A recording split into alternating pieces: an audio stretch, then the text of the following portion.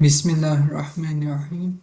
Assalamu alaikum and hello everybody. My name is Amir and today I would like to talk about how, how Ukraine was recently provoking Belarus.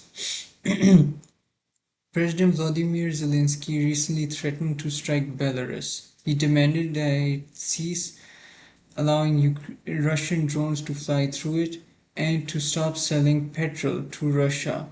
That would be a violation of Belarus's commitments to the Eurasian uh, to the EAEU. If Belarus complies, then Ukraine would make up for the missing demand. This comes as Belarus has repaired its relations with the US and has some sanctions on it removed. President Donald John even called President Alexander Lukashenko highly respected. Alexander Mercurius suspects that President Vladimir is making these threats right now because he knows that Russia does not produce a large surplus of petrol since most of its industry and military rely on diesel. He aims to pressure Belarus into exacerbating the situation, even if it amounts to nothing more than an inconvenience to Russians.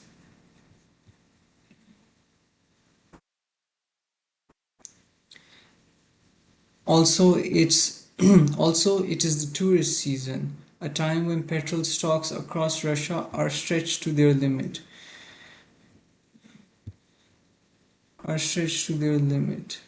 But he overstates Belarusian production and exports.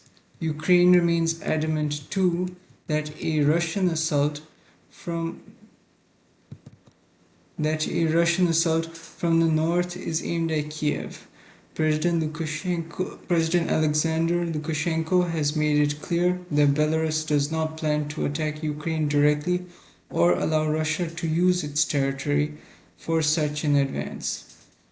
All this flies in the face of Ukraine's massive foreign military assistance since the beginning of the SMO.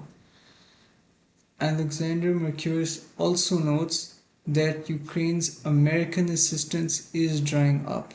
The G7 saw President Donald reluctantly accept a short and unproductive meeting with President Vladimir, and as Alexander Mercurius predicted, Ukraine is running out of funds yet again.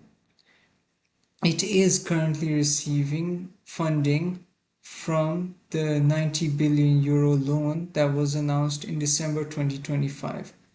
However, where this money exactly is coming from is a mystery.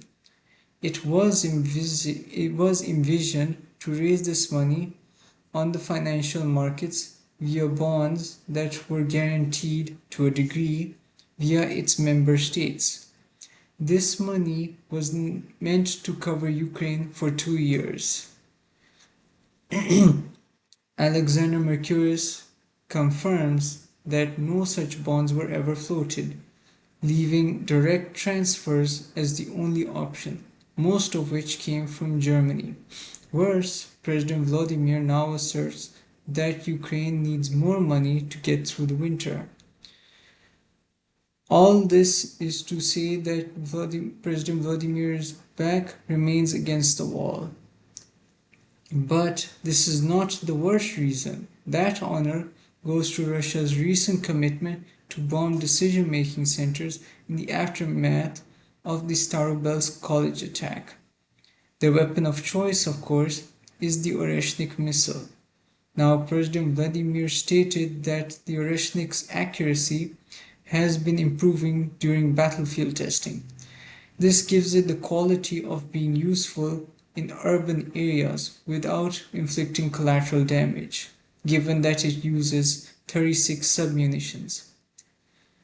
In the event of a Ukrainian attack on Belarus, Alexander Mercurius predicts that the EU will be split. New Europe and some of old Europe will support it. Others may protest, But there will be no attempts to restrain President Vladimir, and he knows it. Also, sticking with the SMO, Konstantinovka, the largest city liberated this year with a prior population of 78,000, fell without serious resistance from the Ukrainian garrison. The city was mostly undamaged. Other towns experienced the same collapse of their garrisons. The liberation of Donbass has always been a matter of time, given Russian resolve and capital. This includes political, material, diplomatic, and downright human capital. Russia has crested the hill years ago when the West attempted to stall its advance using increasingly dwindling resources. Resources that, later on, were needed for the second imposed war with Iran. Russia has always dictated how the SMO was going to go. Now it does so loudly and without any dissonance from the West. Meanwhile, there were some interesting developments at the G7. Pepe Escobar explained how President Donald knows how to work a room, and he knows that the other members of the G7 are impotent, and this allows him to impose himself. So when he said, quote, "I am the boss," one could see that he was uncomfortable with himself and the caliber of the other leaders there. But more proof comes in the form of the 4 BRICS member states that were invited: the UAE, Egypt, India, and Brazil. And he notes how the picture that they took was important. President Luiz da Silva of Brazil was relegated to the second row's right corner, almost out of frame. But Prime Minister Narendra Modi and President Abdel Fattah al-Sisi of Egypt stood beside President Donald. Why? Because both are supporters of President Donald. Both support Israel. Both support the now non-existent IMEC, or the Israel Middle East Corridor, that is supposed to make Israel a hub through which resources can flow from India through Southwest Asia, centering on Israel, going all the way to the EU. The G7 is forced to call on these BRICS member states because the G7 is becoming increasingly irrelevant. However, President Donald talking up the decrease in oil prices is indicative of 2 things. The first is the reality of the oil depression's effects on the US, and the other is the gambit for his midterms. And this is connected to the SMO. As Pepe Escobar explained, the Iran-US MoU is a play for time. President Donald has a 3-step plan, as Pepe calls it, to sell it to the US. He will stress that the Strait of Hormuz is no longer blocked thanks to him. This calms the bond markets and controls US inflation. Then he could state that negotiations may start. Now, Pepe does not believe that the US will actually remove any sanctions from Iran despite his promises, and I agree strongly. The $12 billion in confiscated assets must, according to the MoU, be returned within 30 days. The other $12 billion will be returned over the next 60 days. President Donald plans to sell it to the US by offloading all personal responsibility to banks in the GCC. All this is to produce a lull in the global economy that boosts his ratings in the midterms.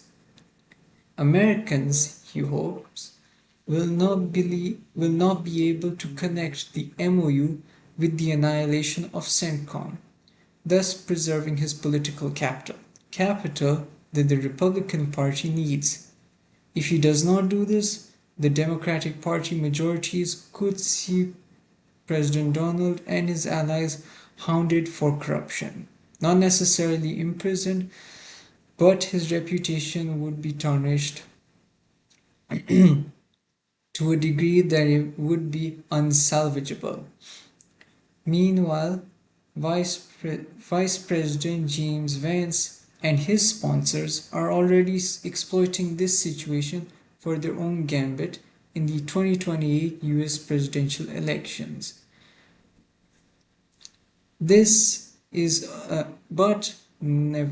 Nevertheless, he would still have to explain himself before the US upon his election. He would still have to deal with how the US was utterly defeated in Iran. But despite all the efforts Iran and Russia have made, the war against the US will continue its imperialist wars against Eurasian integration by any means necessary. Whether it be through proxies, terrorism, sanctions, and other means.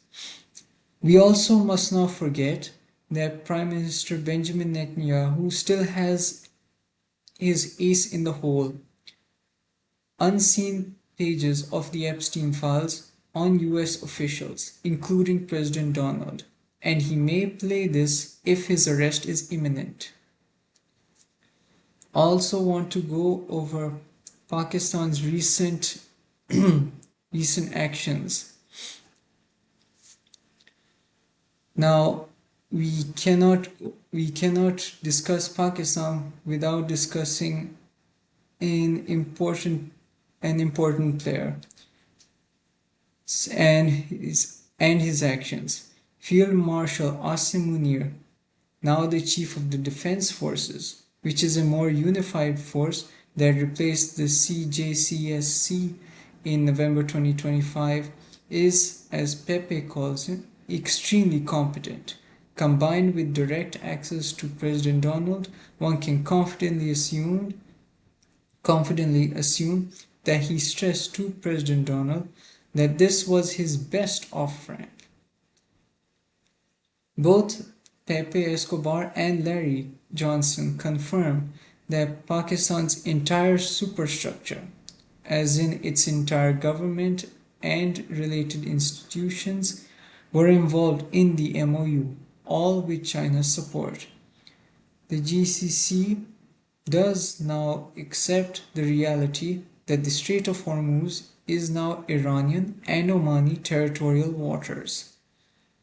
Pakistan's efforts in this were undeniable, but what is also undeniable is the US's willingness to sabotage these efforts. Recently, Pakistan received intelligence suggesting that Israel may conduct an assassination in Islamabad. Therefore, the signing ceremony was moved to first Geneva and then later Bergenstock, after another assassination attempt was discovered there. Prime Minister Shehbaz Sharif and Field Marshal Asim Munir were there in Bergenstock to personally monitor the situation. The Swiss collaborated fully, and Pakistan went as far as to warn Israel through its own channels that if such assassinations were ever carried out, Pakistan would retaliate. But Israel remained undeterred. as it continues to bomb Beirut. There was another yes, there was there was another such assassination attempt, warning of an assassination. So the MoU was moved to Versailles, and there was not going to be a physical signing like it was planned in Islamabad. Iran Iran also warned the US that if Israel was not reined in, Iran would retaliate. And if the US responds against Iran, then the MoU would collapse because this would constitute a catastrophic breach. In the end, the MoU was signed by both parties, but it remains to be seen if it will last long enough to affect global geopolitics. The US remains unwilling to uphold its end of the bargain when it comes to Israel. At the venue itself, in Versailles, the Iranians and the Americans never spoke to each other face to face, not even on the sidelines, which is a common practice during summits. Therefore, Qatar and Pakistan served as mediators. Western mainstream media lies when it states that Qatar is the main mediator. It is more correct to say that Qatar is focused on returning about $6 billion of Iranian assets within Qatar and on Lebanon. Pakistan serves as the general mediator. There were indeed 3 Iranian walkouts in a row. It happened every time President Donald posted threats against Iran on Truth Social. And every time it happened, the Pakistanis went into damage control and the Iranian delegation would re-enter. This is critical because the Saudi Minister of Foreign Affairs, Prince Faisal bin Farhan, said at the time that the negotiations could not be allowed to fail. Additionally, Saudi Arabia made 2 commitments to both Pakistan and Iran. Firstly, it would personally underwrite $12 billion in Iranian foods. It will personally underwrite $12 billion in Iranian frozen assets if the US $12 billion if the US refuses to return Iranian frozen assets. This makes Saudi Arabia the key financial backer of the MoU if the US does not keep its word, and that is nearly guaranteed. Secondly, it will now move away from dependence on US security and more towards one coordinated with Pakistan. This helps explain the 8,000 Pakistani troops and JF-17s currently stationed at King Abdulaziz Air Base, with authorization to expand to a maximum of 80,000. Riyadh is also moving away from Washington. Riyadh is indeed moving further away from Washington. Qatar, bolstered by Saudi Arabia's insurance, also guaranteed that it would return $12 billion instead of the previous $6 billion if the US abandoned its commitments. Pepe Escobar is confident that Saudi Arabia and Qatar will do the same for the next $12 billion that is to be released in the next 60 days. All this is a roadmap that will change Southwest Asia, and, and it is dependent upon the indivisibility of security, much as is happening both in Europe between NATO and Russia, and with China and US proxies there, such as the Republic of Korea, Japan, and the Philippines. However, there is one important there is one important aspect that could flare up. Pepe Escobar worries that Cuba may serve as a convenient diversion for the US's defeat in the second imposed war. Since it cannot fight against China, it may act on the Monroe Doctrine. Thank you very much for listening to my updates. And I apologize if I am a little bit out of it. It has been quite a while, so I am getting back in the swing of things. Thank you for listening. Please comment as I look forward to listening to what you have to say and your questions. Please like, share, and subscribe, and I shall see you in the next video. Goodbye.